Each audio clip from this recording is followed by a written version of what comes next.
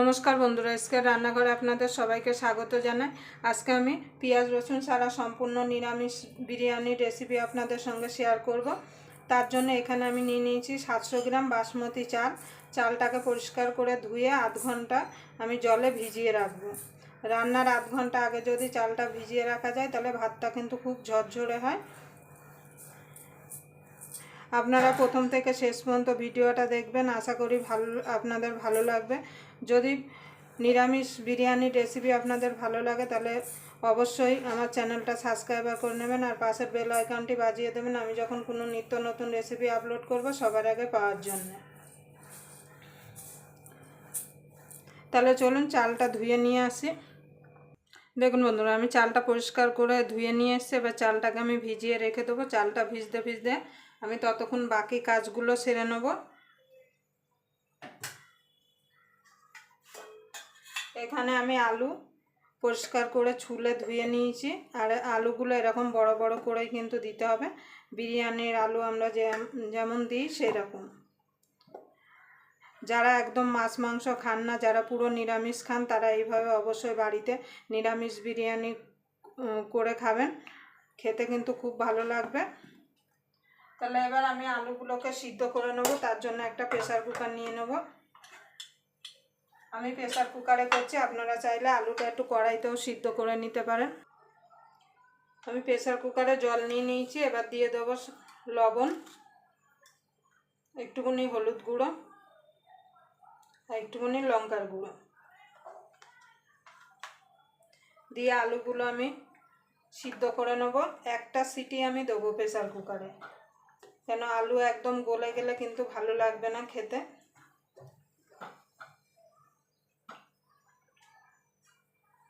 এবার আমি প্রেসার কুকারটা এবার আমি গ্যাসটা ধরিয়ে দেবো। ধরিয়ে আমি একটা সিটি দিয়ে নেবো, কেন 80% আলুটা সিদ্ধ হলেই কিন্তু হয়ে যাবে, বাকিটা যে বিরিয়ানিতে যে দেবো তখন সিদ্ধ হয়ে যাবে। দেখুন বন্ধুরা, একটা সিটি পড়ে গেছে। এবার আমি নামিয়ে রাখবো। নামিয়ে এবার পনিরটা করার জন্য একটা কড়াই বসিয়ে দেবো।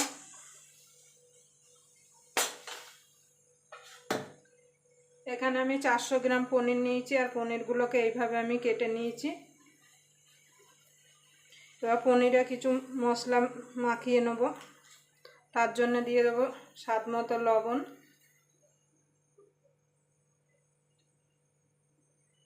একটুখানি হলুদ গুঁড়ো, একটুখানি লঙ্কার গুঁড়ো, একটুখানি জিরের গুঁড়ো দিয়ে সব কিছু আমি মাখিয়ে নেব। এইভাবে একটু ঘুরিয়ে ঘুরিয়ে মাখিয়ে নিতে হবে, না হলে কিন্তু পনিরগুলো ভেঙে যাবে। আপনারা অবশ্যই একবার নিরামিষের দিনে এইভাবে নিরামিষ বিরিয়ানি বাড়িতে বানিয়ে দেখবেন। যারা ভাবছেন যে নিরামিষ বিরিয়ানি খেতে ভালো লাগে না, স্বাদে কিন্তু কোনো তফাৎ হবে না। এইভাবে আমি মাখিয়ে নেব। এখানে আমার তেলটা গরম হয়ে গেছে। এবার পনিরটা আমি দিয়ে দেবো। পনিরটা খুব কড়া করে ভাজা যাবে না, কেন পনির কড়া করে ভাজলে কিন্তু পনির শক্ত হয়ে যায়। পনির বেশি ভাজলে হালকা করে আমি পনিরগুলো ভেজে তুলে নেব।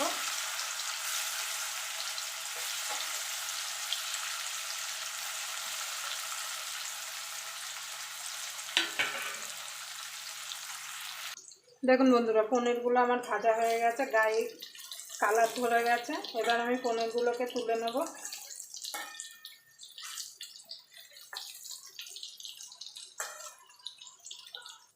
আমি বাকি রান্নাটা এই তেলেই করব, তার জন্য ফোড়নে দিয়ে দেবো গোটা গরম মশলা। ফোড়নটা একটুখানি ভাজা ভাজা হয়ে গেলে এখানে আদা আর কাঁচা লঙ্কা বেটে রেখেছিলাম, সেটা দিয়ে দেবো।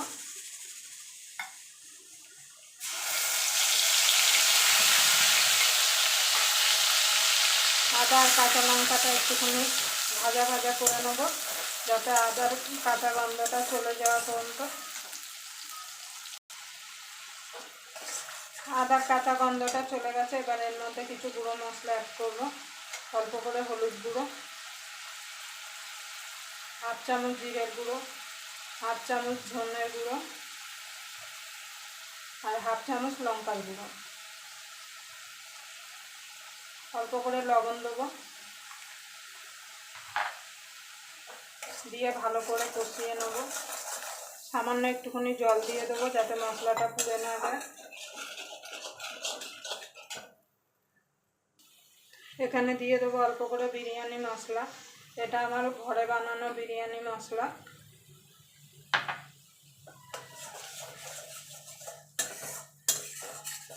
মশলাটা থেকে তেল ছাড়া পর্যন্ত কষিয়ে নেব।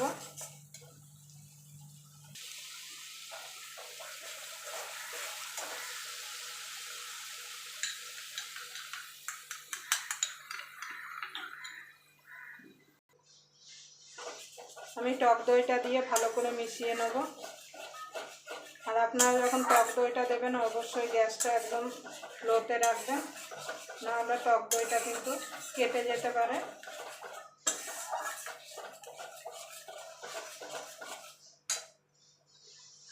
দেখুন বন্ধুরা, মশলা থেকে তেল ছেড়ে এসছে। এবার আমি পনিরগুলো দিয়ে দেবো।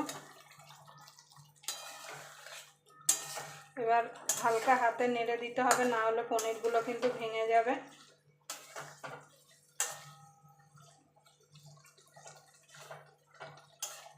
পনিরগুলো ঝোলের সঙ্গে দিয়ে মিনিট 2 আমি ফুটিয়ে নেব। আমার পনিরটা হয়ে গেছে। এবার এটা নামিয়ে সাইডে আমি ঢাকা দিয়ে রেখে দেবো। এবার আমি ভাতটা করে নেব বিরিয়ানির জন্য। তার জন্য একটা হাঁড়ি বসিয়ে দিয়েছি। এবার জলটা গরম হওয়া পর্যন্ত অপেক্ষা করব।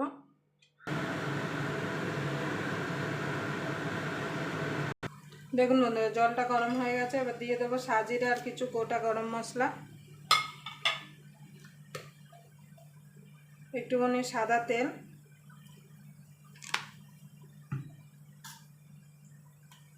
আর দিয়ে দেবো লবণ।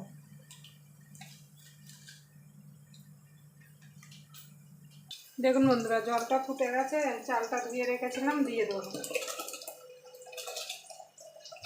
আমি ভাতটাকে 80% করে নেব।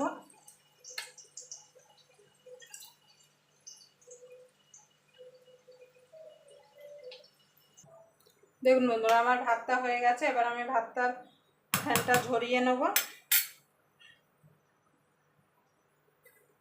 দেখুন বন্ধুরা, ভাতটা হয়ে গেছে। এবার বিরিয়ানিটা দম দেওয়ার জন্য আমি এরকম একটা ডেস্কি নিয়েছি। এবার ডেস্কির মধ্যে ঘি দিয়ে দেবো।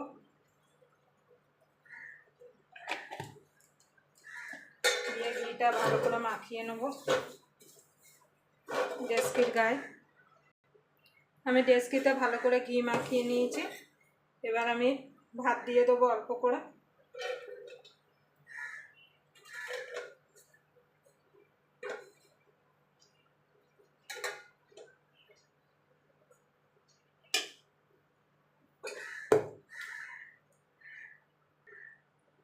এবার আলু দিয়ে দেবো। আলুটা আমি ভেজে রেখেছিলাম পাশের ওভেনে।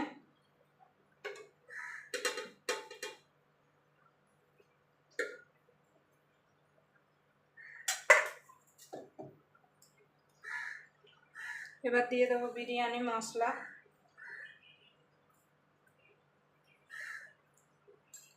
আবার এর উপর থেকে ভাত দিয়ে দেবো।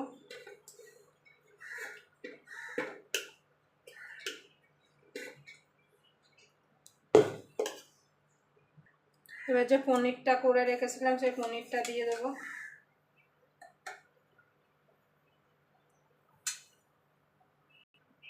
এবার উপর থেকে আবার বিরিয়ানি মশলা দিয়ে দেবো।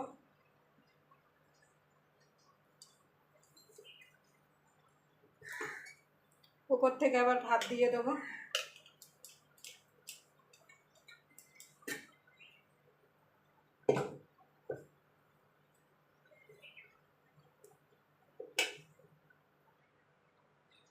দেখুন বন্ধুরা, আমি আলুটা দিয়ে দিয়েছি। এবার উপর থেকে বিরিয়ানি মশলাটা দিয়ে দেবো।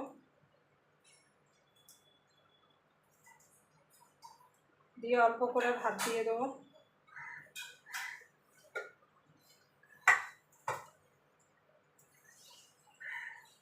এবার যে পনিরটা আমি করে রেখেছিলাম এটা উপর থেকে দিয়ে দেবো।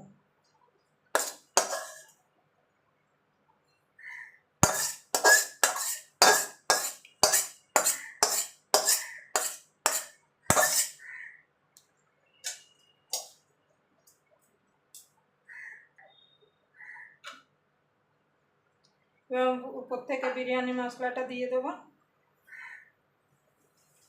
দিয়ে যে বাকি ভাতটা আছে সেটা আমি দিয়ে দেবো।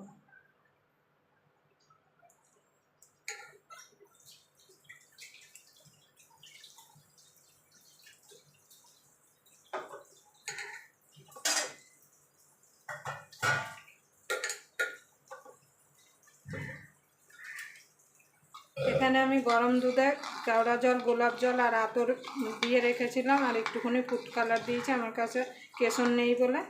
এবার এইটা উপর থেকে দিয়ে দেবো।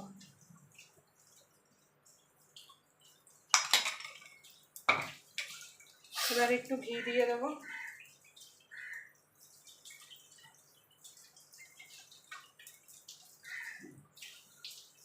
উপর থেকে আর একটু বিরিয়ানি মশলা দিয়ে দেবো।